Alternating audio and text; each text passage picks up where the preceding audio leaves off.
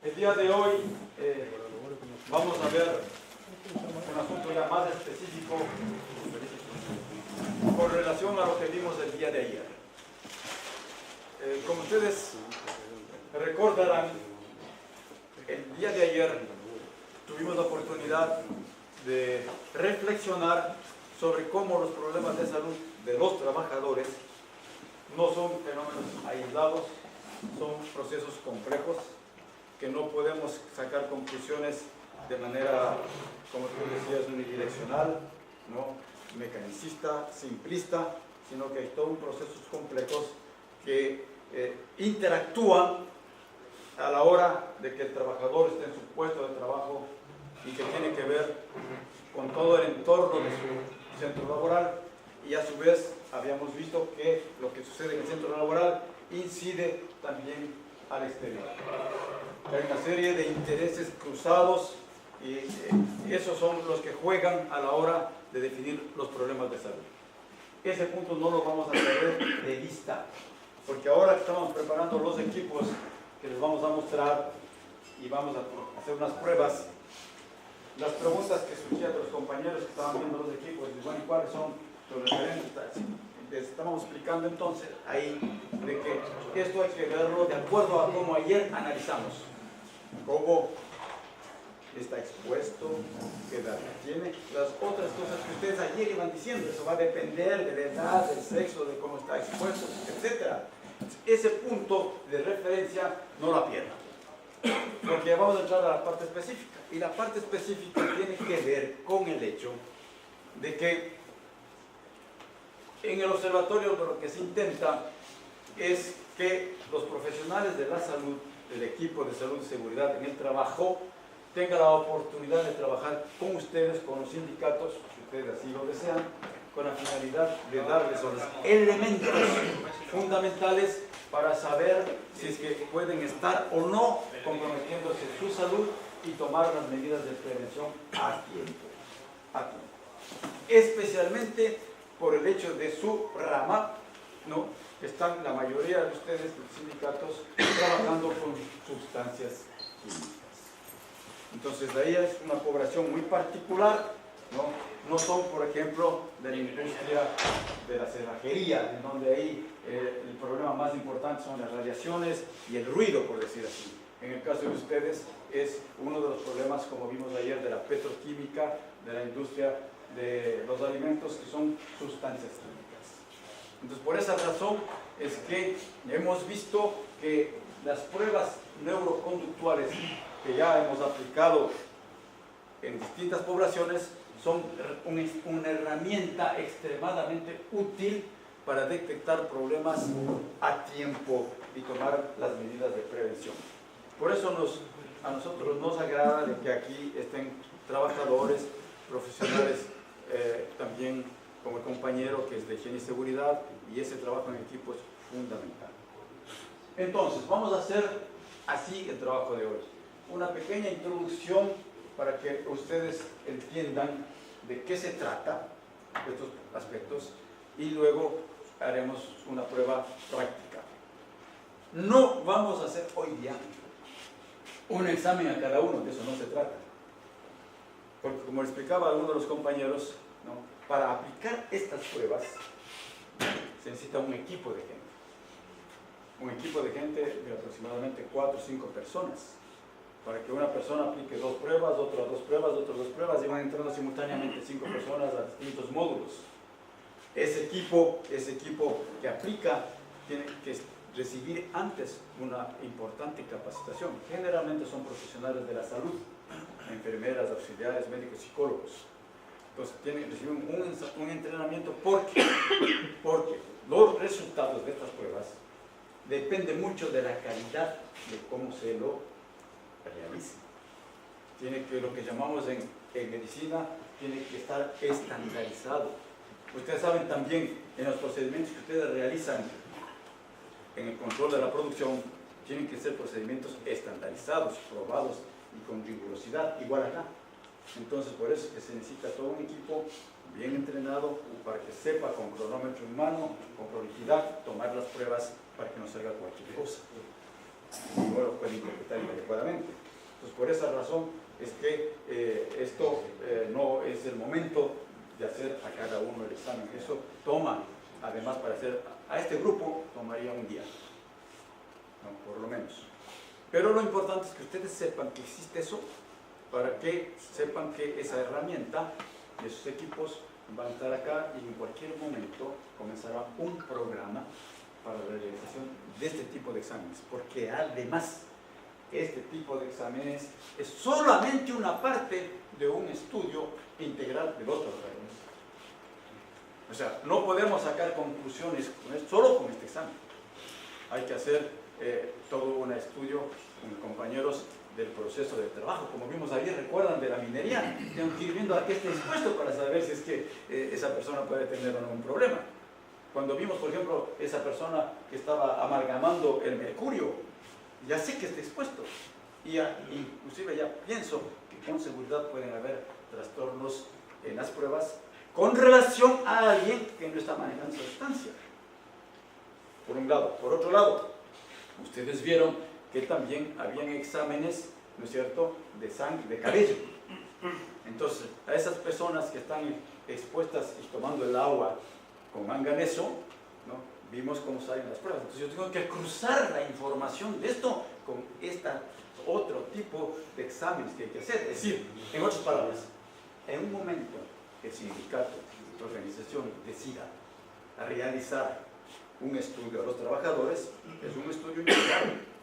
Cuando Cohen, con nosotros, hicimos el estudio en Pauni, se hizo todo un estudio del proceso de trabajo, una historia clínico-laboral, a qué está expuesto, exámenes de orina, etc. Y estos exámenes.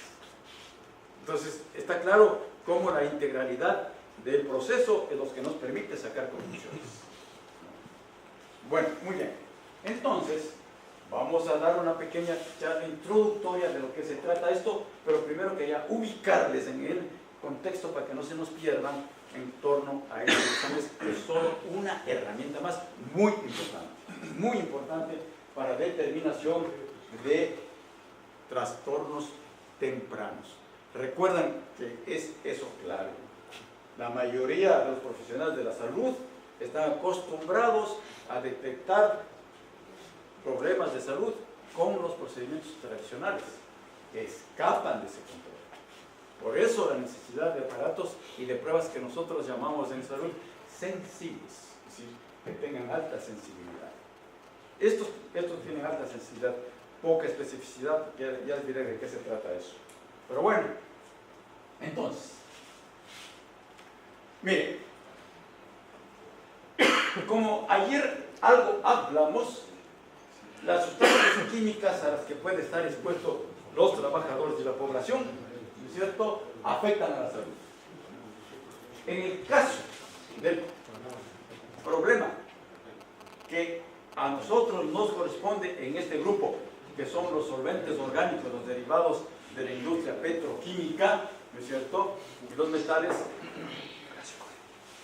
son sustancias que afectan fundamentalmente al sistema nervioso. ¿Y por qué es el sistema nervioso? Porque el sistema nervioso tiene una capa protectora para que cualquier sustancia tóxica no pase fácilmente. Son membranas que están en las células del cerebro, de la médula y de los nervios, a base de grasa, para hablar así que nos entendamos, porque aquí no hay profesionales de la salud. Usted es nueva, usted es de la salud, señorita.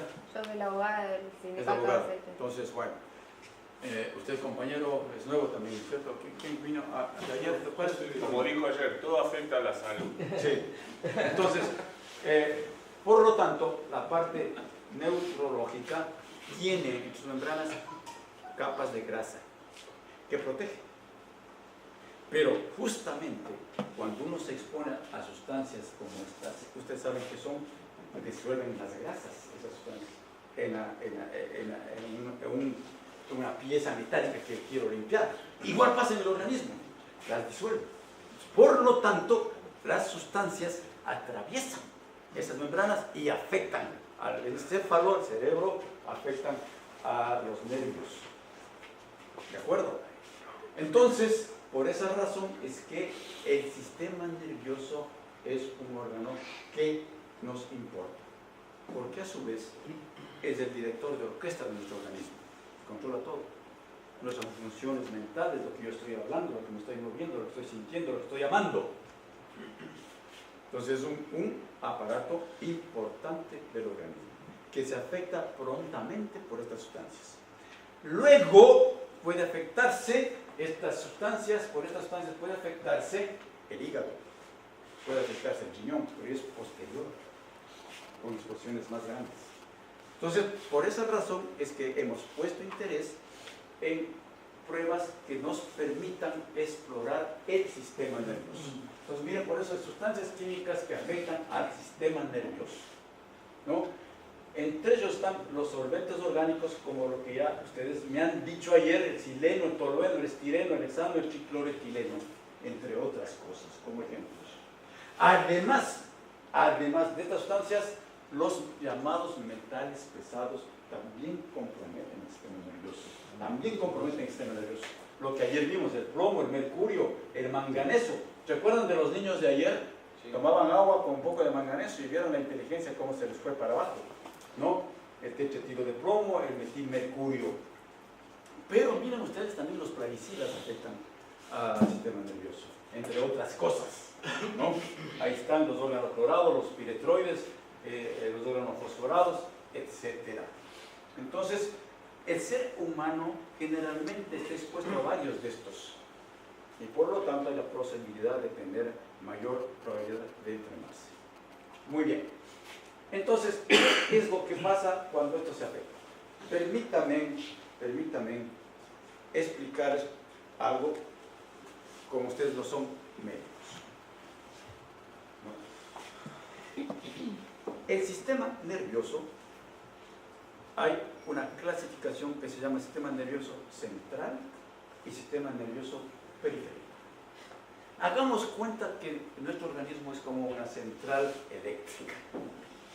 Tenemos ahí el generador, que sería el cerebro, el sistema nervioso central, que nosotros en medicina llamamos el encéfalo, que es el cerebro, el cerebelo, etc. Y todo un tronco que sale de la central del cerebro, lo que llamamos nervioso central, que está a través de la columna vertebral, la médula ósea, nerviosa, que está que se afecta cuando hay hernia de disco, ¿cierto? Y de ahí, como una central eléctrica, tienen que salir todos los cables para dar energía a todo el edificio, que son los nervios periféricos. Salen de aquí, caño, y nos permiten esos cables distribuirse en la cabeza para todas las funciones que tenemos arriba. Salen de aquí del cuello a los brazos, salen de acá al tórax y salen de acá abajo a las extremidades. Por eso es cuando se lesiona a este nivel, se corta la comunicación, como si hubiéramos cortado un cable grande, y ya no hay para mover las piernas. Entonces, a estos cables que están afuera se llaman sistema nervioso periférico. Así de sencillo, porque está en la periferia. Y a lo que está en plena cráneo de la cabeza y de la médula, sistema nervioso central. ¿Estamos?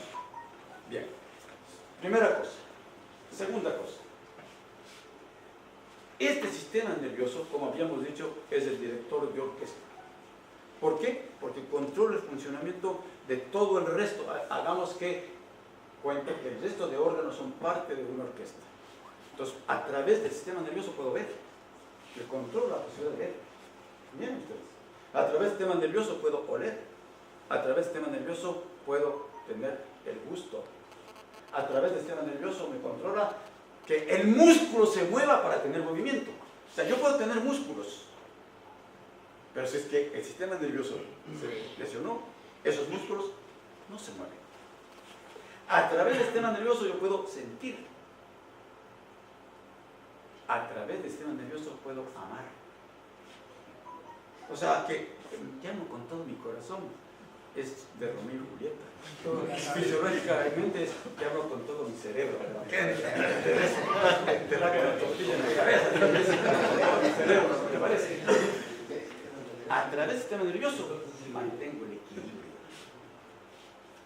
Que justamente cuando me ando las chelas, las cervezas, se afecta el cerebro y comienzo a perder el equilibrio, porque llegó al cerebro el alcohol que solvente atraviesa fácilmente la barrera encefálica, que se llama. A través del sistema nervioso mantengo esto, que es la coordinación. Es que yo digo, voy a coger esto, ese movimiento es adecuado para tomar esto. ¿Por qué les explico esto? Sin términos sencillos. Obviamente, a través del sistema nervioso tengo la inteligencia, que se llaman estas de movimiento, de sentir, de coordinar, se denominan movimientos, digamos, funciones cerebrales básicas, que hasta un gusano lo tiene. Pero esto de pensar, de reflexionar, de sentir, de amar, de estado de ánimo, etcétera, se llaman funciones cerebrales superiores. Ahora, ¿por qué me permito explicar esto? Porque precisamente ustedes podrán colegir y entender que por cualquier razón se afecta el sistema nervioso, entre esos por las sustancias químicas, estas funciones que les he explicado de manera tan sencilla se afectan. Y yo tengo que ver, ¿no es cierto?, si es que están afectadas. Entonces, estas pruebas están dirigidas a eso, para saber si alguna de esas funciones que hemos hablado del sistema nervioso central, del sistema nervioso periférico, se están comenzando a afectar. Miren, y para eso es importante pruebas sencillas. Antes, o mejor, hasta ahora, si vamos de un médico de consultorio, me dice, vea, doctor, parece ser que estoy perdiendo la fuerza. A ver, dice, vamos a examinar. Dame la mano. Estréchame la mano. Y con eso veo si es que es fuerte o no. Mano, pues eso va a depender de mucho de la subjetividad de uno. O te dice, vamos a ver si tienes temblor. Cierra los ojos, estira las manos. Y veo si la hoja se mueve. Entonces, como ustedes ven, estas pruebas son muy subjetivas, muy imprecisas. Esto, en cambio, ya van a ver, si puedo medir la fuerza, tengo un aparatito que me mide con precisión la fuerza. Por eso son muy sensibles y muy importantes estas cosas. Pero entonces, por la exposición a sustancias químicas, todas estas funciones que hemos convenido que existen, ¿no?, se afectan.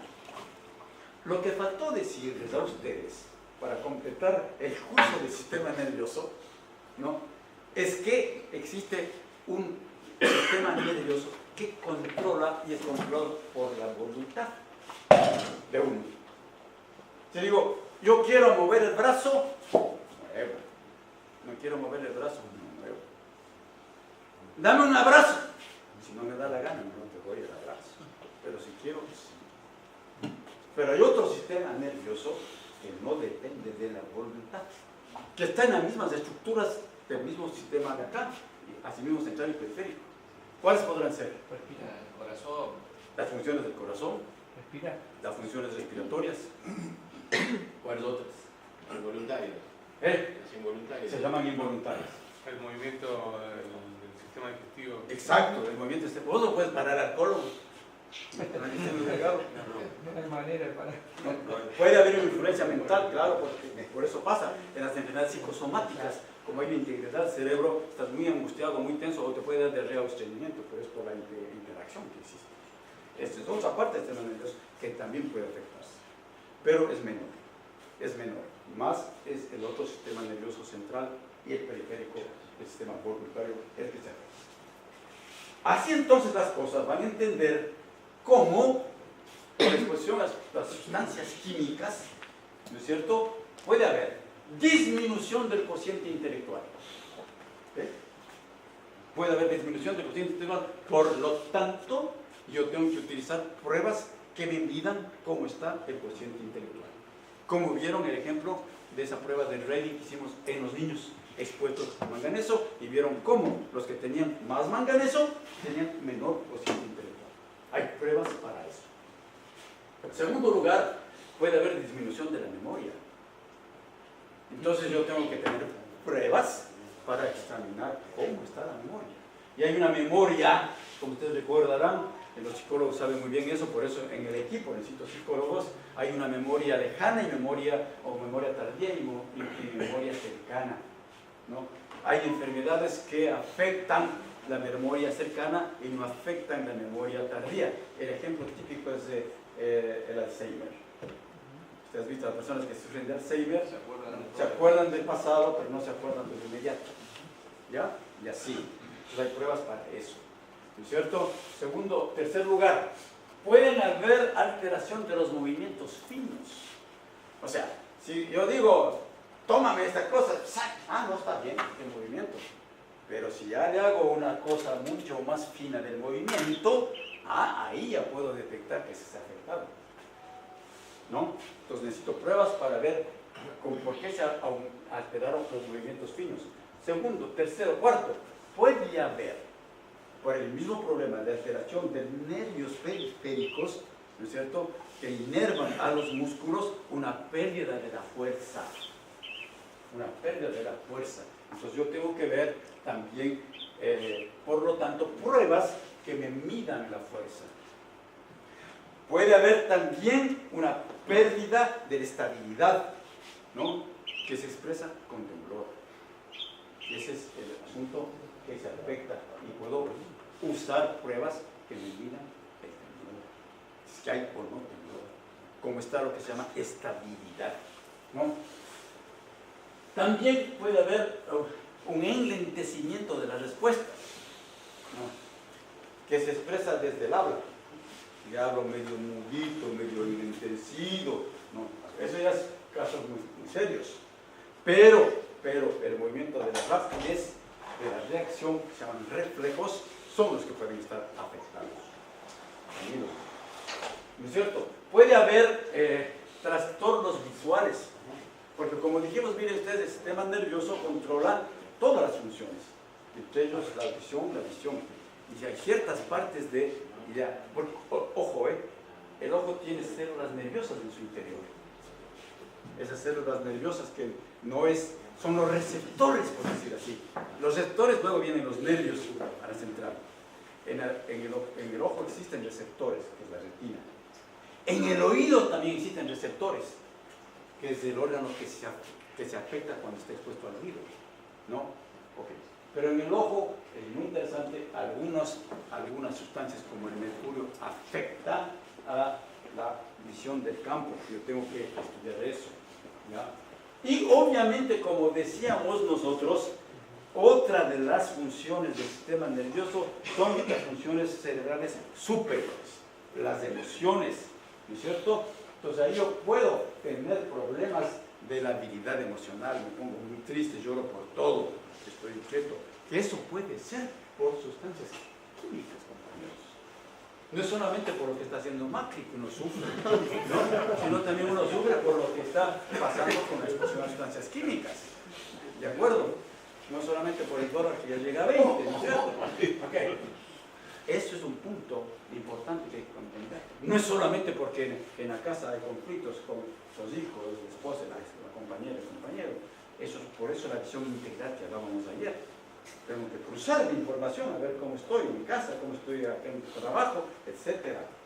¿Ya? La ansiedad y depresión puede aparecer como expresión clara de una intoxicación o inicio de intoxicación a sustancias. Y por lo tanto, ahí hay pruebas psicométricas interesantes que te miden cómo está tu estado anímico. Por eso la importancia de los especialistas de psicología para ese tipo de pruebas. ¿Está claro? Muy bien. Entonces, ¿qué pasa? Había que, ante esta problemática, era necesario disponer de procedimientos, de equipos que puedan medir este tipo de operaciones. Y claro, en el campo de la ciencia ha habido pues instituciones, profesionales, organismos que se han preocupado de inventar, por decir así, de crear equipos útiles, importantes, pero que sean absolutamente, ¿qué te diré?, rigurosos. Entonces, miren, esto por lo tanto no es un asunto que nace de la noche a la mañana. En el término del desarrollo de la ciencia y de la medicina es reciente, pero no tan reciente como para pensar que ayer vino esto. Entonces, miren, ¿qué pasaba? Hasta antes de la década de los 80, estoy hablando del siglo XX, 1980, había una diversidad de pruebas que los psicólogos utilizaban, pero no eran comparables. Cada quien tenía su prueba, cada quien tenía su procedimiento y no se permitía llegar a conclusiones contundentes, ¿no? Por eso es que, como eran tan diferentes cada una, era imposible estandarizar y comparar.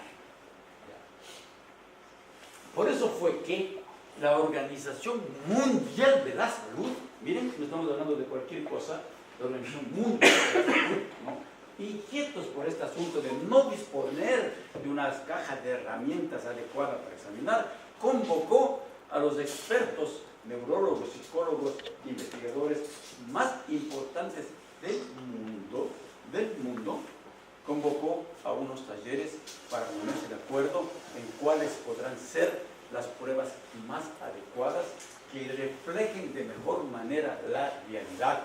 Entonces, ellos en una reunión de expertos declararon como 7 pruebas de las más usadas en neurotoxicología, tanto para las personas expuestas a plomo, mercurio, etc., y eran fundamentalmente los trabajadores. Esta. Y por esa razón es que en 1986 sale la primera batería de pruebas de esta demostradas eficiencias, demostrada sensibilidad. Si lo que estamos presentando, y vamos a ver con ustedes, no es una cosa que se le ocurrió a Cohen y a mí, yo hubiese querido, pero sino de todo un recorrido de investigadores, de científicos en este campo, ¿no? Entonces, este es un punto que vale la pena que ustedes sepan que surgió. Entonces, de ahí, a partir de esa época, se han ido incorporando otras con los mismos criterios de estandarizar, de poder comparar. Entonces, este tipo de pruebas hemos aplicado nosotros, este tipo de pruebas han aplicado los mexicanos, este tipo de pruebas han aplicado en donde yo me formé en el Canadá, en el río, aplicaron en unas poblaciones del río Tapajós de la Amazonía, de la gente que estaba expuesta a mercurio, pero ¿saben por qué? Por los peces. El Amazonas tiene unas especies de peces muy grandes y los peces más grandes tienen más mercurio. Entonces la gente que comía mucho pescado de este tipo grande tenía problemas como si se hubieran expuesto en el trabajo a absorbentes o a mercurio. Entonces ellos ya tenían problemas que eran... Les cuento un dato anecdotario. En Minamata, en Japón, ¿quién sabe lo que pasó? ¿Sabe alguien? ¿Recuerda alguien qué pasó en Minamata, en Japón? Un desastre como el que vimos ayer.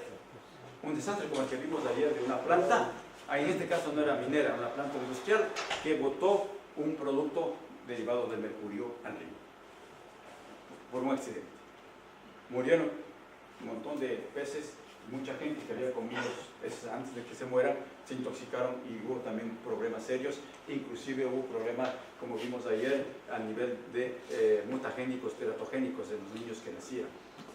Fue una tragedia ambiental y de salud en Japón. Entonces ellos hicieron muchos estudios, los japoneses, sobre el mercurio. Ellos fueron al río Tapajós preocupados por el hecho de que se suponía que ahí estaban consumiendo peces contaminados con mercurio. Y claro, utilizaron técnicas clínicas, las que dicen que estréchenme la mano, veamos el temblor. Dicen, no tienen problema. Miren ustedes lo que significa utilizar técnicas que no son sensibles. Entonces no había problemas, por lo tanto la población de la Amazonía no tenía problema de mercurio. Pero un equipo de la universidad donde yo me formé, que es la Universidad de Quebec en Montreal, de Centros de Investigaciones Biológicas y Ambientales, se fue al Brasil, al río Tapajós, y aplicó estas pruebas. Y esta batería. Y ahí encontró que, a diferencia de lo que los japoneses dijeron, que no hay problema, encontraron un importante grupo de la población que ya tenía indicios de intoxicación por metilmercurio y la que ya se estaba afectando algunas de las funciones del sistema nervioso. Y con eso incorporaron una serie de medidas en la población para evitar el consumo de peces. Entre ellos, bien sencillo, comer los peces pequeños en vez de los grandes. Acá seguramente, le preguntaba a Jorge, ¿no? Ayer que fuimos a comer pescado del río, hicimos, pero con mercurio. ¿Se habrá algún estudio aquí? Parece que no. Parece que no, en serio. Otro hicimos nosotros en el río Napo, del Ecuador, de la Amazonía, y efectivamente había metilmercurio en los peces. Quedamos a nivel de peces nosotros, que no se pudo hacer las pruebas. Los de acá tienen hexano, todo eso. ¿Qué te parece? Entonces, sería interesante, ¿no? Un estudio de acá. Entonces, justo había en este restaurante embalsamados unas especies de pescados tremendos. Entonces pasa la carta, el chiquito, por favor. Bueno, anécdotas. A lo que yo iba es entonces, al poder nosotros aplicar una batería de pruebas que se han aplicado en otros lugares, ¿no es cierto? Podemos comparar, ahí sí podemos comparar. En poblaciones podemos comparar con los que se aplicó en el Paulo. Si hacemos, por ejemplo, en ustedes, a ver qué pasó. Ese es el punto de referencia que uno tiene. Y por eso la importancia de usar pruebas ya probadas, como ustedes ven, desde cuándo, y aplicadas en otro tipo de poblaciones. Esas son las pruebas que tenemos acá y las que nosotros queremos aplicar. ¿Para qué? Para medir lo que estamos comentando de las alteraciones que suceden por la exposición a sustancias químicas. Y entonces, por ejemplo, nosotros queremos ver el asunto de las funciones intelectuales que se pueden afectar por la acción de un plaguicida y un metal y un solvente. Este es bien simple de la prueba de dígitos. Todas estas las vamos a hacer aquí, haciéndole pasar a alguien aquí adelante. A ver cómo andamos. ¿No? Pero es bien simple. Se le repite, como ustedes ven ahí, serie de números. ¿No? Serie de números. Digo, 5, 6, 2, repita. 5, 6, 2. Ah, pucha, brutal. Un cañón. ¿No? Y así voy aumentando el número de números. ¿Sí ves? Hasta que llego a series más largas. A ver cómo está. Ahí dejémoslo para no quedar mal. Para compensar la cosa, yo me paso al otro lado y digo, dígame 6, 2, 9, pero al revés. 9, 2, 6. 9, 2, 6. ¿Viste que te quedaste? 6, 2, 9. 9, 2, 6. Al inverso. ¿Ya?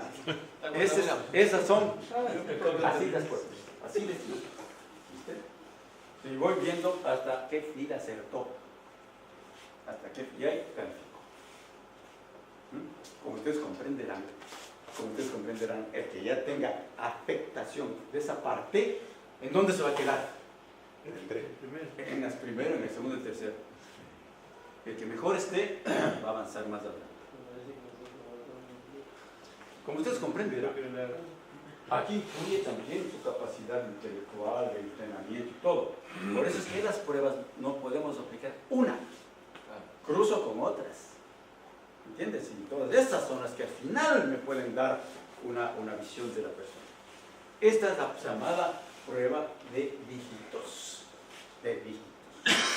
Estamos en las funciones de habilidades intelectuales, de las funciones cerebrales superiores.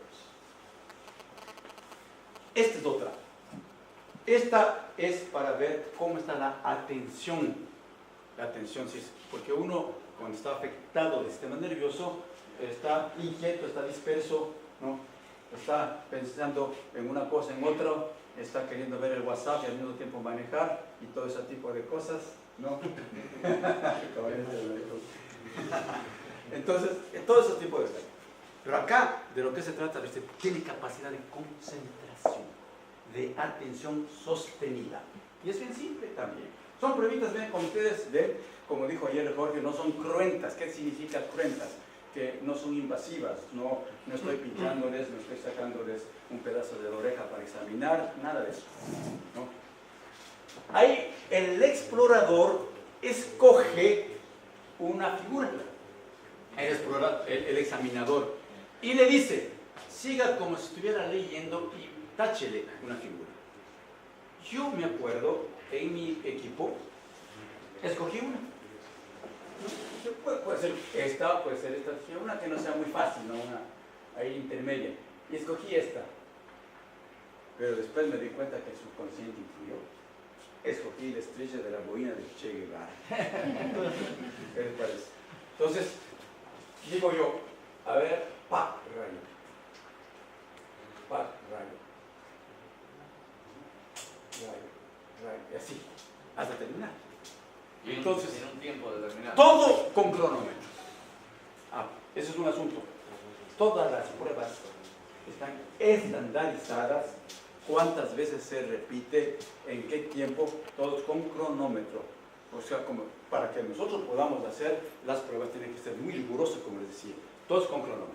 Entonces se califica, por eso se califican las variables aciertos y tiempos. Porque claro, no es lo mismo que me quede toda la mañana tratando de señalar y señale todas. Así lo haga en pocos segundos. Entonces, esas variables son las que yo voy a anotar de cada una de las personas. Y después comparo de cómo resultó. Esta se llama vigilancia de figuras geométricas para la atención sostenida. Porque como ustedes comprenderán, para poder llegar, tengo que concentrarme, no estar disperso. Sencilla, ¿no? Esta es para memoria inmediata, la prueba de Benton. Prueba inmediata, ¿no? Primero, présteme, señor doctor, el folleto.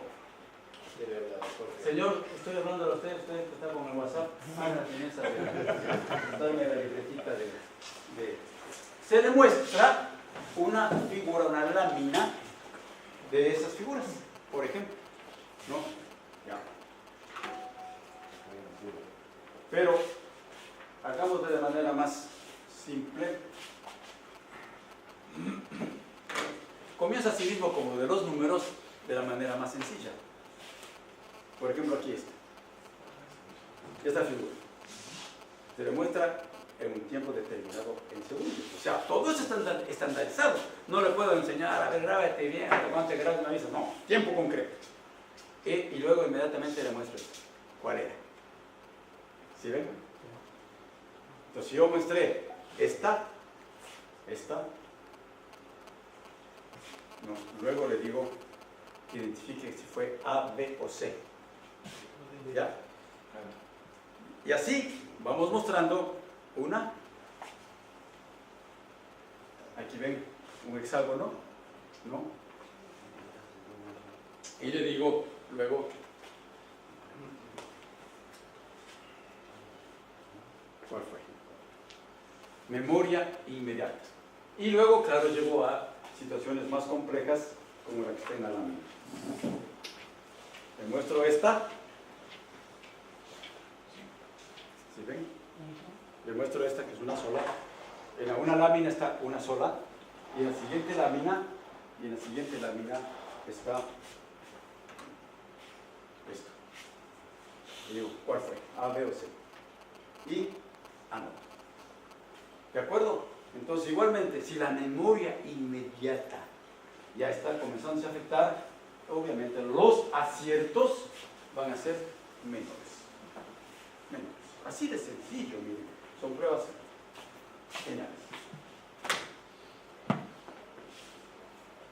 Luego, ya existen pruebas un poquito más complejas y más largas que toman Y ahora, esta que está aquí es una prueba psicométrica de rating que se la crearon por acá en este lindo país, ¿no? Y que ha servido para investigaciones en muchas partes del mundo. Y que se aplica básicamente a niños, entre 6 a 12 años. Una prueba ideal para niños. Aquí, esta le puse, que es la que aplicamos a los niños y que vieron ustedes el día de ayer, ese cruce de coordenadas entre exposición a manganeso en el cabello y la inteligencia. ¿Recuerdan qué pasaba? ¿Recuerdan? Sí, que aumentaba el problema cuando había mayor cantidad de manganeso. Exacto. Cuando mayor manganeso, el nivel del cociente intelectual era menor, indirectamente proporcional. Fue esta prueba. Entonces, todo un cuadernillo de aplicación. Y esto aquí lo aplicó la psicóloga, ¿no? La prueba de... Pero para adultos existen otras pruebas, que asimismo los psicólogos escogen la adecuada. Hay unas que son bien largas y otras que son resumidas, que eso ya depende mucho del criterio de la población con la que se trabaja, de que el equipo lo decida junto con los psicólogos fundamentalmente.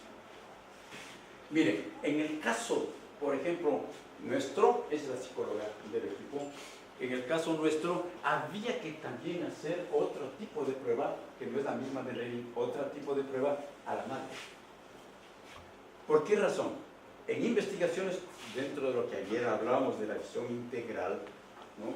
Que no puedo irme con el cuentito de una conclusión unidireccional, ¿no? La inteligencia del niño, está demostrado, tiene influencia en la inteligencia de la madre.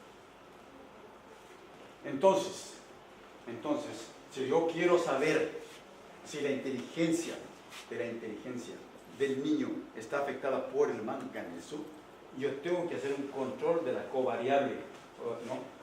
Covariable se llama una variable que no tiene nada que ver con el asunto de exposición a manganeso. Entonces, es la inteligencia de la madre. Yo cruzo con la inteligencia de la madre y puedo saber si es que ese problema de la inteligencia del niño es por la madre, que no tiene un cociente intelectual adecuado, o es por el manganeso. Esas se llaman variables como, doctor Cohen, confusoras, ¿era o qué? ¿O confundidas? Confundidas. Se llaman variables confusoras en términos técnicos, porque te confunde. Entonces uno tiene que controlar eso por la rigurosidad de un estudio. Igualmente como pasa con ustedes. Si yo digo, por ejemplo, tengo un problema respiratorio porque estoy inhalando gases. Ah, muy bien, chévere. ¿Fumas? Sí, 3 cajetillas al día, por favor. Entonces es una variable confusora, la del tabaco, para saber si es por el humo. Y así sucesivamente. Muy bien. Esta es una prueba que no la trajimos porque es un tablerote así grandote, y sobre venir cargado los libros y todo no me permitió, pero lo podemos mandar para efectos, la próxima vez lo traemos, que es la prueba de Santana. Ese, como ven, es un tablero casi así, grandote, ¿no? Eso de vivir afuera es muy bien. La vez anterior para Gustavo Paulo sí le trajimos, pero esta prueba ya pasé de las funciones superiores a las funciones del movimiento, porque también tengo que explorar el movimiento. Entonces, y aquí es para la destreza manual. La destreza se puede perder. Este es para ver, obviamente que la destreza tiene que ver con el movimiento básicamente, pero también con el conocimiento. ¿Y cuál es el conocimiento? Que tiene que entender que, como ustedes ven, este tipo de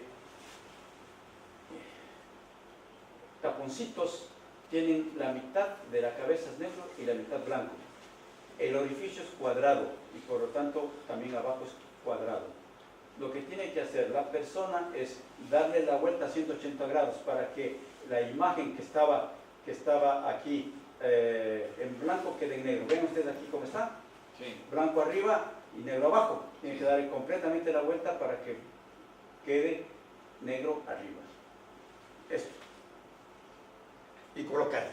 Esto y colocarle. Esto y colocarle. Si hay problemas en movimientos finos, este asunto colocará a sí mismo un número reducido, lo acepta porque es en un tiempo determinado para todos. La prueba tiene un tiempo para todos, el mismo tiempo. ¿Está claro? Prueba de Santana. Esta es una prueba inventada en Finlandia. Los médicos del trabajo de Finlandia lo declararon esta prueba. Y la OMS lo tocó como una prueba importante. Muy difícil conseguir los equipos de descuento. Me costó muelas conseguir esto, conseguir estos también.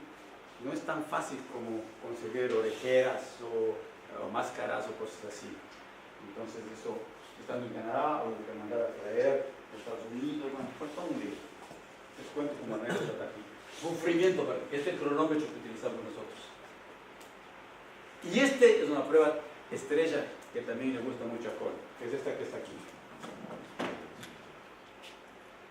¿No? Igualmente, tiene la particularidad de explorar también los movimientos finos y un poco una función que se llama estereognosia.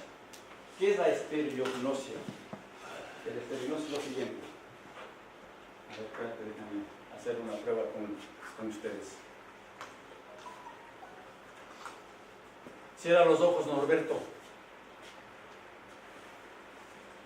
Cierra los ojos. Abre la mano. Cierra la mano sin abrir los ojos. Pálpale, pálpale. Mira y me dices qué es lo que tienes en tu mano. Pálpale como quieras, abriendo la mano o palpándole. Solo cerrando los ojos.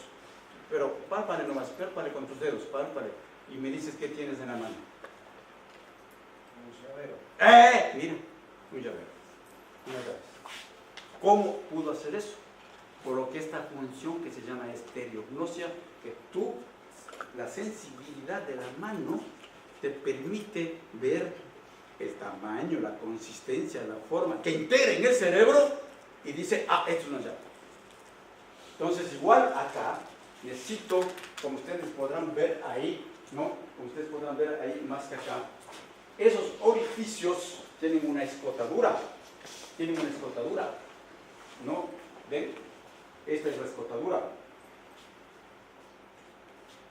Y las clavijas tienen escotadura. Por lo tanto, para que quepa, para que ingrese, tienes que acertar y ubicarle en la escotadura, si no te entra. Entonces, el movimiento fino te permite primero, mira, tomas esto acá, y ya solo el rato de toparle, te das cuenta en dónde está la escotadura. Es el que explora la estereognosia, para ubicar en la dirección que al verlo tú tienes que ingresar. Eso le ubicas. Movimiento fino de los dedos. Miren ustedes, son pruebas muy finas. Cuando ya exista una alteración del movimiento fino, que clínicamente, como ustedes podrán darse cuenta, ¿cómo te das cuenta si está afectado el movimiento fino? Si para la fuerza es una cosa muy grosera. Entonces, el movimiento, lo atinas o no. Esto, también con tiempo. Aquí es al revés con las otras. Aquí lo que tienes que hacer es hacer que complete. No como en el otro, en un tiempo hasta ver cuántas hizo. Acá tiene que completar y se toma el tiempo que tomó en completar. Y claro, se hace una prueba con la mano derecha, con izquierda, pues se repite, son 3 veces que se hace para tomar un... ¿Por qué? Porque ahí el problema del aprendizaje. La gente adquiere más habilidad después que hizo la primera vez. Entonces no puedo evaluar solo la primera vez que hizo, tomo 2 o 3 veces, de derecha a izquierda. Se toma primero la mano de la persona que es dominante. Si es que es izquierdo, primero se toma a la izquierda. Si es que es derecho, primero a la derecha. O sea, todo está estandarizado, Todo está estandarizado para que se hagan las cosas. Ese se llama prueba de tableros, agujeros y clavijas. Otro lío que me tocó es con el idioma. Todas las pruebas que estudiaba estaban en inglés. Aquí se llamaba la prueba de Grude-Pitbull. Ahora anda a ver cómo se llama en español. El tablero de tamborileo, inmentable, etcétera, etcétera. Todo un lío fue. Pero bueno, justo ahora tenemos la satisfacción de todos esos esfuerzos, ponerlos al servicio de los trabajadores. Este es otro para la motricidad, la velocidad del movimiento de los dedos. Miren ustedes, la velocidad. ¿Dónde era la coordinación? La velocidad. Pues con este aparatito que está aquí.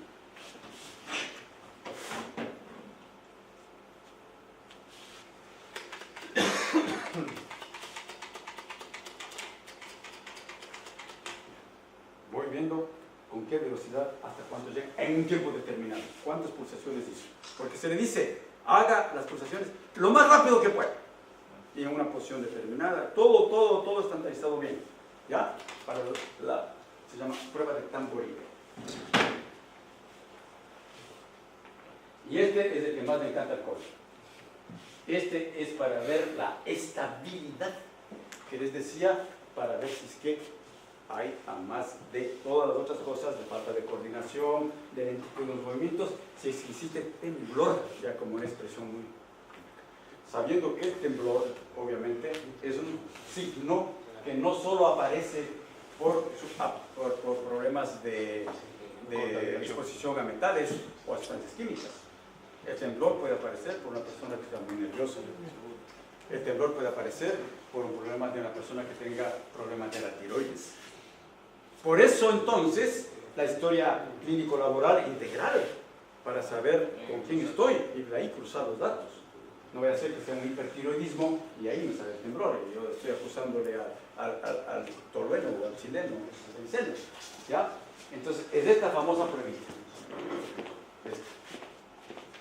¿En qué consiste? Como ustedes pueden ver ahí, la persona de pie, sin arrimar ninguna de las manos al lado, ¿no? Introduce el estilete en el huequito que está acá. El estilete es este.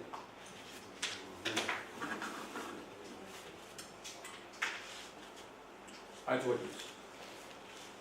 Y la idea es que al ingresar el estilete, el clavito ese aquí, no tope los bordes. Es la instrucción. Entonces, si que tiene un pulso para poner azúcar en las empanadas, entonces imagínate todos los topes que va a darse. Y eso registra la pantalla. Ah, pero puede haber gente tramposa, ¿no? Puede decir, no, pues tengo temblor y le apoya en el borde inferior. Pero ese apoyo marca, porque es el contacto. Punto.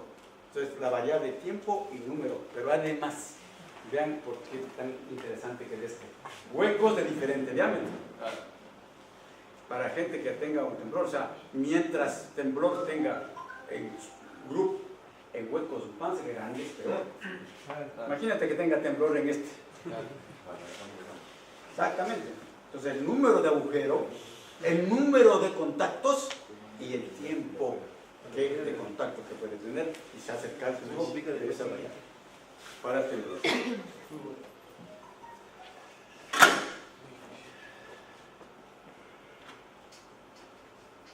Ojo, para todos estos exámenes que se necesita que también la variable capacidad visual esté bien, porque puede ser que no apunta bien, no porque no tenga temblor, sino porque no ve bien. Como pasó contigo. Claro, primero me pongo los lentes. Entonces, mido la agudeza visual para corregir. Inclusive en las personas adultas que hacíamos allá, vieron ustedes esa comunidad lejana, los pobres, la pobre gente esa, no tenía ningún servicio. Otra anécdota. Estas pruebas también se pueden aplicar, buena parte, de manera electrónica, con uso de computadora. Y justo hay un psicólogo cubano que ha venido varias veces acá a la universidad a dar sus charlas, un investigador connotado, ¿no? Que creó unas pruebas o recreó otras pruebas en sistema electrónico. Otros colegas también en otras partes del mundo, ¿no?, usan el sistema electrónico. Me acuerdo que cuando ya aplicamos esto, publicamos nuestros artículos, se difundió, este cubano amigo, que es amigo de la Facultad de Medicina, de Jorge, amigo mío, etc., me reclama, me dice, oye, yo pensé que eras un gran compañero y amigo del alma. Dice, ¿cómo es que tú, al hacer todo un estudio de exposición a las sustancias químicas en el río Puyango, no aplicaste mis pruebas y aplicaste otras? Digo, mi querido viejo, simple y llanamente, porque donde yo fui a trabajar no hay luz eléctrica. no tienen televisor, son de un grado de nivel de escolaridad de cuarto grado de escuela a analfabeto. Le pones una computadora ahí, no sabe ni de qué se trata, imposible. Entonces uno tiene que saber qué tipo de pruebas utilizan, qué tipo de pruebas. Ahora, no quiere decir que este tipo de pruebas sean para analfabetos, no, sino que son muchísimo más usadas, tienen mejor sensibilidad, tienen mejor que solo con una computadora. Yo tengo mis reservas. A lo largo de los años, digamos, también. Sí, exactamente. Entonces, toda la construcción que tú tuviste ahí, y no estoy en contra de eso, habrá que usarlas, usa una gente en el Ecuador lo ha usado, con las floricultoras, etc. Pero yo al menos, yo prefiero esto, en todo caso. Muy bien, así que con agudeza visual pasó eso. La gente, les preguntábamos a nosotros, especialmente a las personas de 50 años en adelante, si veían, o sea, no. ¿Usar lentes? No, no tengo. Gente pobre, pobre, que no tuvo la oportunidad de irse a hacer un examen visual ni siquiera en la óptica y tener sus lentes para la lectura.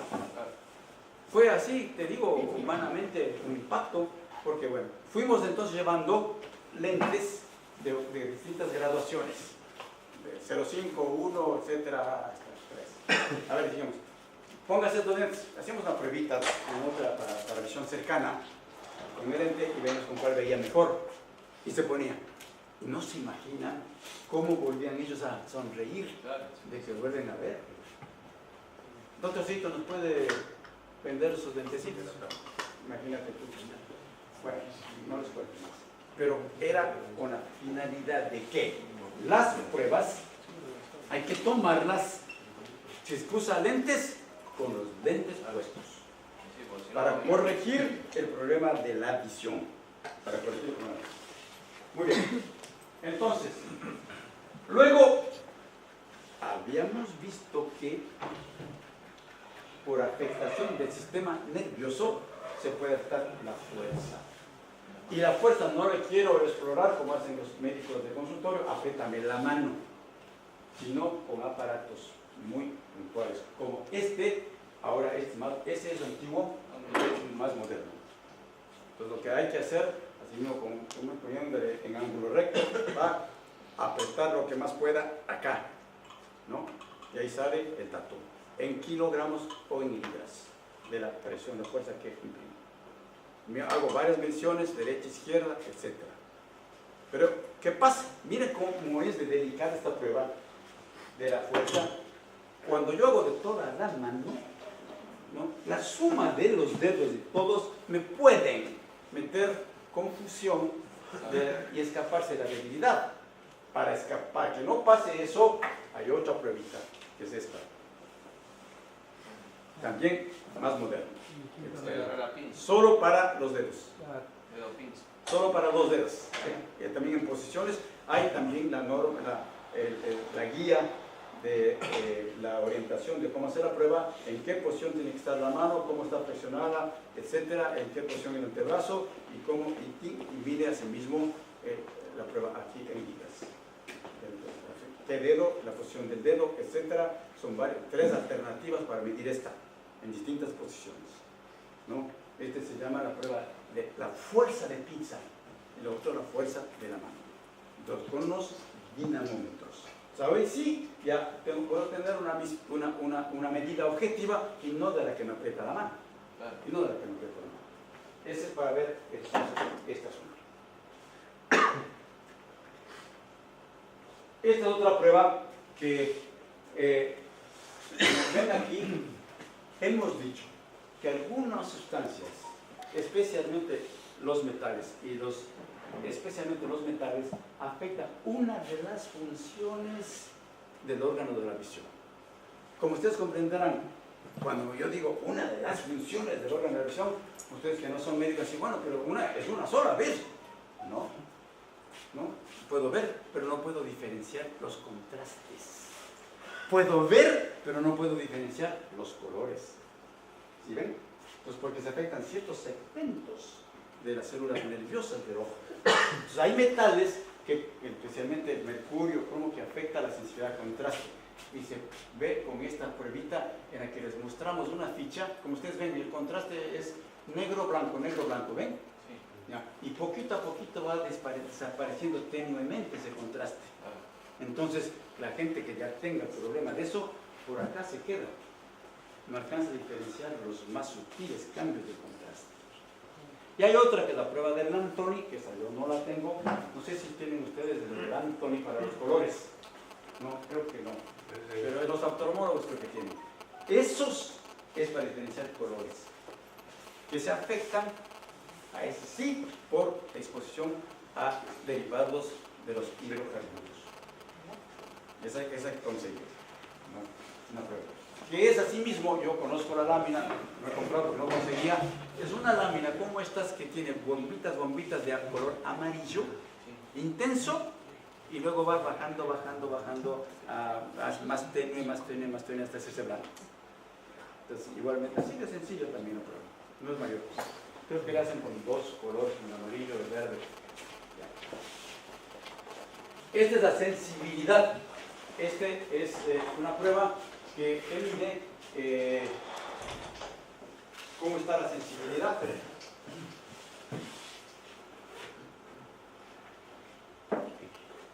El cronómetro, señor, se está aquí.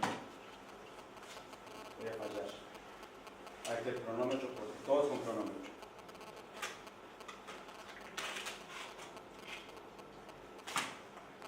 Y este es para la sensibilidad, porque como habíamos dicho, también en exposiciones a sustancias químicas se afecta la sensibilidad. Uno puede decir, ¿sientes lo que toco? Sí. ¿Siente el calor? Sí. Pero hay pruebas especiales, esta es la prueba de los discos, ¿no? ¿Esto qué significa? Ya van a ver, ¿no? Se pone, aquí tienen un solo alambre, y luego dos, no se ve ahí, dos que son con distancias distintas. Entonces yo tengo que aplicarle, cerrado los ojos, como hicimos a Norberto, cerrado los ojos, me dice que siente un pinchazo o dos. ¿Ya? Entonces, después le aplico los dos. Entonces, de acuerdo a la distancia que pudo discriminar, que son dos, porque puede llegar ahí, que son bien separadas, y diga uno. Pues, su sensibilidad está alterada. Así de sencillo. ¿Vieron? La prueba de la sensibilidad. Bueno, entonces, con esas pruebas se procesan, se cruzan. Entonces, como vieron ustedes el día de ayer, ¿no? Nosotros hicimos el estudio de la inteligencia en los niños, que es lo que más encontramos de importante, y vieron cómo una buena cantidad de niños se vinieron de 1 a 5, decíamos que la clasificación de rating, de 1 a 5, el 5, el 6 es menos inteligencia que 1, ¿de acuerdo? Entonces, la mayoría se ubicó por entre 2 y 3, que no había mayor problema, pero ya algunos ya habían en este sector, ¿no? Ya esta es la lámina que pusimos ayer, ¿recuerdan? Pero vale la pena repetirles, ¿no? Miren, aquí está el manganeso, las concentraciones de manganeso en gramos por gramo de cabello, ¿no? Y este el valor del rating. 1 más inteligente, 5 menos inteligente, por decirlo así, es la inteligencia general. Es la general aquí. Ustedes vieron, conforme aumenta el manganeso en los niños, era la prueba de Revin daba menor inteligencia. Estas son pruebas estadísticas rigurosas para saber si no es por el azar, para saber si efectivamente se debe a esto o no. Eso es, no nos vamos a meternos en esa discusión, ¿no? Y miren, igual hicimos una agrupación de niños con menores de 2 microgramos y niños con mayores de 2 microgramos y con la inteligencia. Y vean, los de menor concentración de manganeso, la inteligencia se acercaba a lo bueno. Y en cambio los que tenían más manganeso estaba acercándose hacia 5. Esos gráficos que uno cree que son cosas del otro mundo, no lo son, hay que saber interpretarlos más, ¿no? Decirlo de manera sencilla. A veces los estadísticos hacen bien difícil la cosa y no es tan difícil.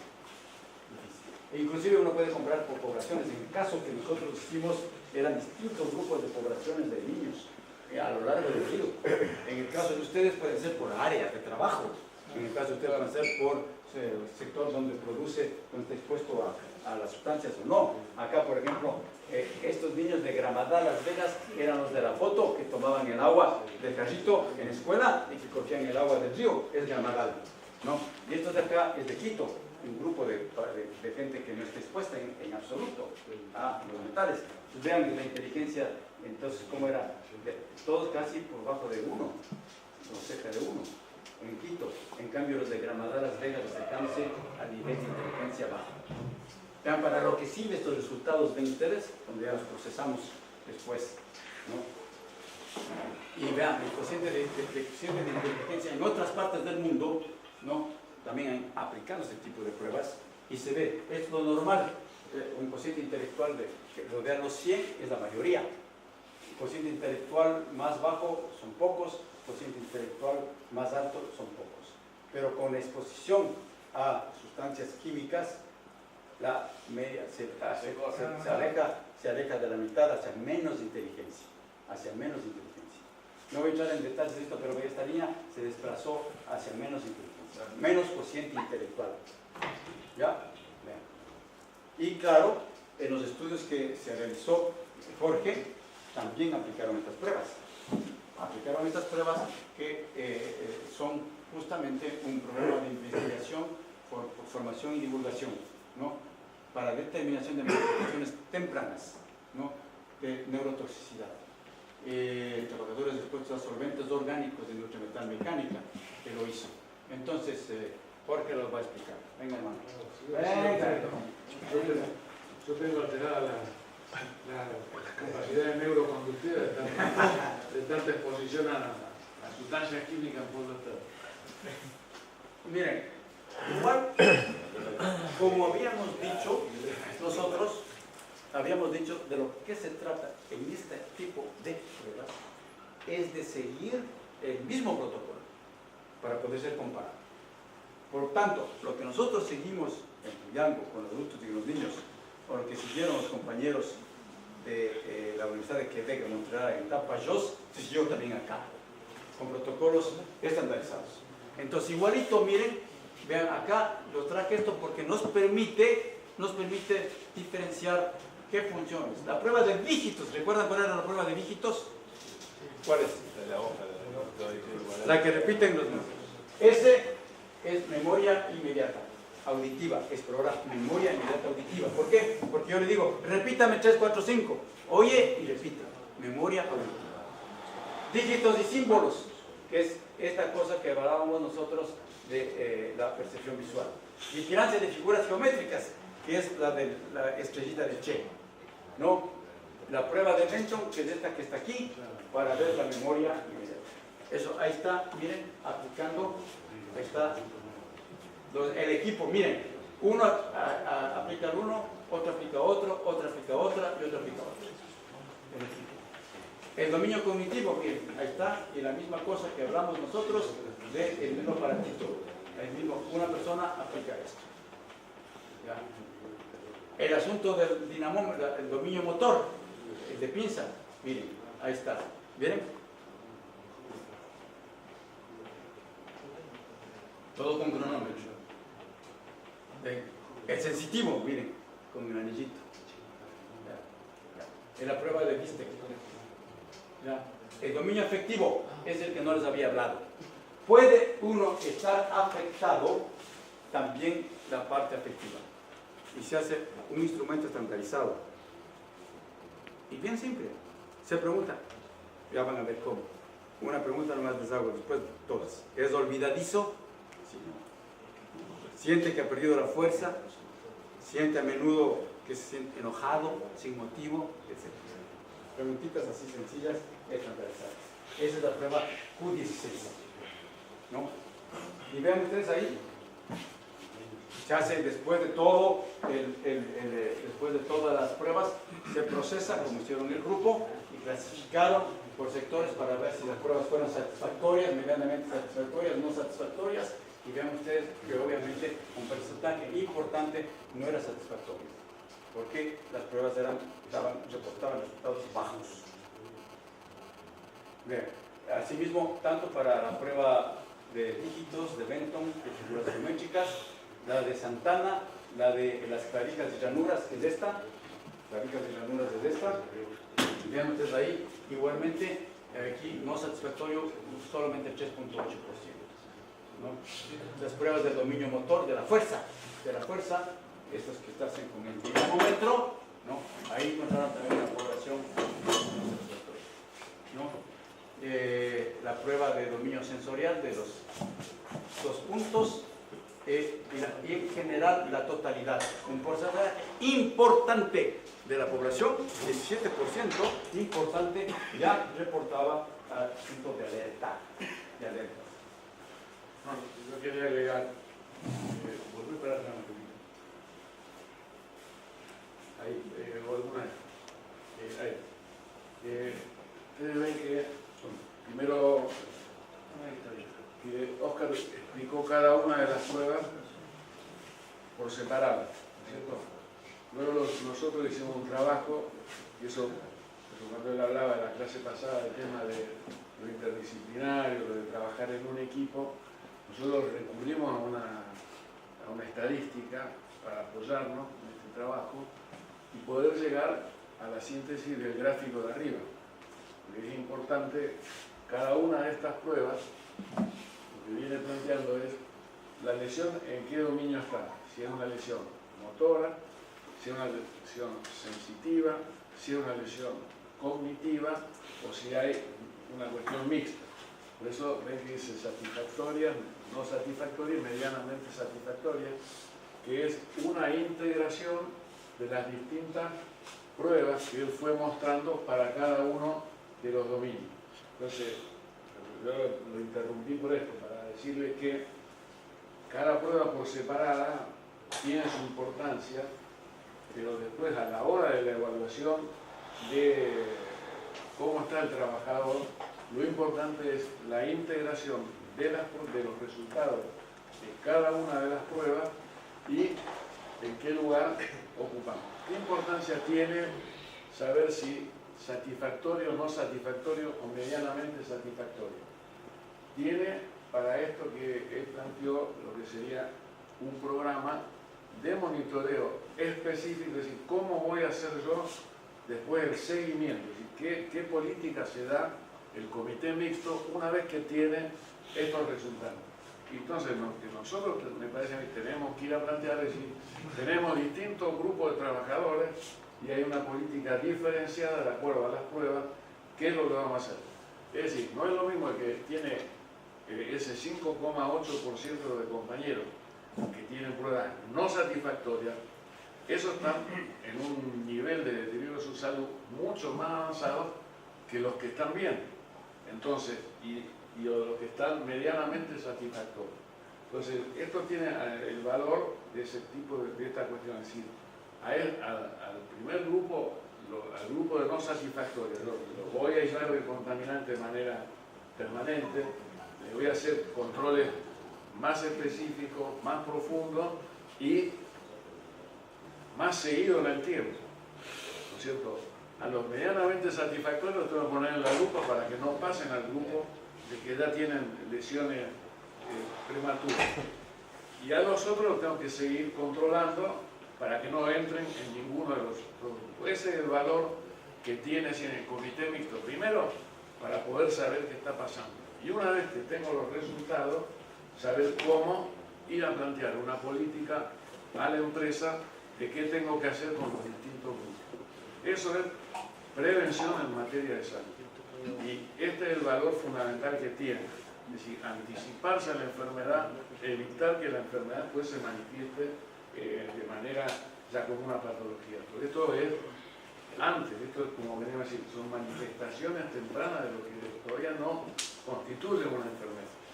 Estos son pequeños síntomas de alteraciones, como decía Óscar, del sistema neurológico y de todo lo que tiene que ver con la cuestión psicológica, fundamentalmente con la la conducta y darme pelea. Eso era la...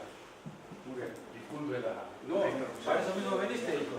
¿Te puedo hacer una... Quítate el mate. Oscar, ¿te puedo hacer una creía que pregunta? venía el chofer, nada más. Aparte de que estos procedimientos se hacen de una forma determinada, en una posición, entonces se tiene en cuenta también un etario de edad, porque si no te va el instinto en una edad a otra. Sí, hay obviamente pruebas que son para adultos, la mayoría que has visto, y otras para que no se puede aplicar en los niños.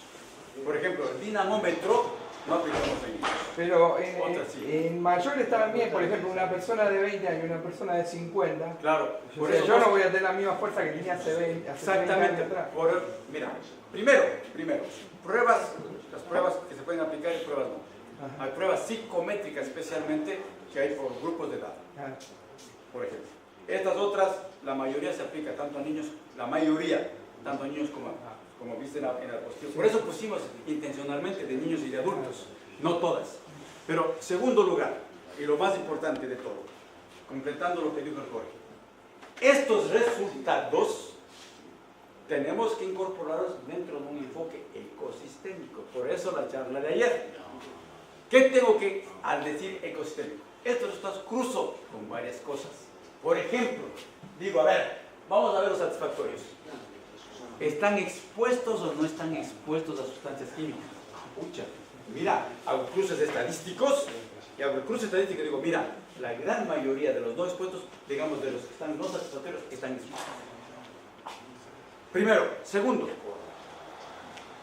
veo exámenes de laboratorio de células rojas, células blancas, plaquetas, metabolitos del ácido hipúrico, etcétera, de los solventes. Y digo, a ver, ¿qué pasa con los satisfactorios? Ah, la mayoría tienen niveles altos de hipúrico. Ah, ¿viste? Ahí voy cruzando con eso. Voy cruzando con edad, exacto. etcétera. Y el tiempo en El tiempo de exposición, muchas cosas. Es decir, a este tipo de exámenes, como dije al comienzo, se suman otras, que obviamente no es el objeto del curso del taller explicar los proyectos en particular. Toda la cosa de esta acá, que Jorge podría en algún otro momento, es todo un proceso que se hizo, análisis del proceso de trabajo, historias clínicas de cada persona, exámenes de sangre, orina, audiometría, etc. Es decir, son dentro de los estudios integrales, y hay cruzas. Pues si no, no puedes sacar así conclusiones antojadizas. ¿Entiendes? Así es que esto es fundamental saber a la hora de aplicar este tipo de cosas. Como que ustedes están viendo, colegas, están viendo ustedes que son pruebas, primero no cualquier cosa, son pruebas que pocos investigadores en América lo tienen, ¿no? Segundo, que no es cosa del otro mundo. Sé que fácilmente lo pueden entender ustedes de qué se trata y que es mejor decir, bueno, yo quisiera que me hagan una pruebita de estas para saber cómo estoy, junto con las otras pruebas de las que sean específicas del puesto de trabajo. Porque también es cierto que en los exámenes de salud, los médicos de trabajo, los otros, hacen cualquier tontera, sin querer desmerecer a nadie, pero audiometría a todos. No, hijo. Primero veo si estés expuesto o no estés expuesto al ruido.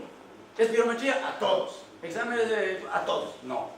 Tiene que ser uno selectivo, específico, hasta por ahorrar y poder tener con criterio las cosas. ¿Ya? Entonces esos exámenes son los que hay que hacer. Porque claro, las pruebas, ¿no?, tienen una particularidad, ¿no? Primero, en términos de las limitaciones, si que tú no aplicas rigurosamente con un buen equipo, adecuadamente y siguiendo bien los protocolos, se puede hacer cualquier cosa. Por lo tanto, mucho cuidado en el asunto de la técnica. En eso el equipo con el que uno trabaja tiene que garantizarlo. Porque haciéndolo bien, permite la determinación de manifestaciones tempranas de neurotoxicidad, lo que acabó de decir Jorge Cohen, ¿no? Posibilita tomar acciones preventivas, y ahí también viene el asunto de seguimiento. Yo ya encontré gente que tiene no satisfactorio y que son de tales puestos. Converso con el ingeniero, otra vez ya se me fue. No, acá. Ahí está, por el de seguridad, digo, cuate, le digo, ve, cuate, ahí en ese grupo de trabajadores hay que implementar medidas. Están exponiéndose. Entonces ahora tenemos el resultado con ellos, con nombre y apellido. O sea, aquí están las estadísticas en general, pero yo tengo las fichas con nombre y apellido de cada quien. Juan, está con estos problemas. Entonces, le hacemos las medidas. Y el cuate, como es muy capaz, toma todas las medidas del caso para evitar exposición, desde cambiar de puesto hasta control individual y control colectivo. Le hacemos después de un año la prueba y vemos si efectivamente las medidas fueron adecuadas y si la exposición disminuyó y ya desaparecieron. Porque estas pruebas, estas alteraciones que vieron ustedes, en la mayoría son reversibles. A pesar que es del sistema nervioso, pueden ser reversibles. Solo ya las lesiones muy profundas son irreversibles. Por eso la importancia de la prevención. Porque a tiempo puedo yo controlar y por lo tanto evitar que llegue a la enfermedad. O sea que la pérdida de memoria, si la agarras a tiempo, puede que sí, señor. se revierta la situación. Claro. Sí. Todas estas que son manifestaciones tempranas, la gran mayoría son reversibles. Sí, porque son procesos de inflamación, no son destrucciones. Es igualito a lo que pasa con el ruido. O sea, este asunto es muy interesante. Con el ruido, por ejemplo. En el ruido, ustedes saben, si se expone al ruido, se afectan unas células que hay adentro que se llaman las células de Corti. Se llaman, ¿no? Se tienen el oído, tienen el conducto auditivo, la membrana timpánica que vibra. Al vibrar, llegan a las células de Corti, que son microscópicas, y esas son las que nos permiten oír. Con el ruido, esas células como si reciben un golpe, se hinchan. Porque es energía, es fuerza. Es como si yo diera, ¿qué pasa? Las células se me hinchan. Igual pasa con el órgano de Corti, se hincha la célula. ¿Ya? Y por lo tanto, al estar hinchada, inflamada, disminuye la audición. Después, si sigue y sigue el ruido, ya no solo que se hinche, ya se deteriora. Ya no es tan bonita, redondita, se pone rugosa. En ese momento ya no hay vuelta atrás. Entonces, si yo detecté cuando se hincha y le quito del ruido a la persona, ese hinchazón vuelve otra vez a recuperarse y vuelve a recuperar la audición, que se llama la fase 1. En la audiometría cayó, pero es fase 1. Está comenzando a caer, que es otra prueba de manifestación temprana, la audiometría, para detectar si una caída de 10 grados en 4000 hercios te permite decir que es la fase 1.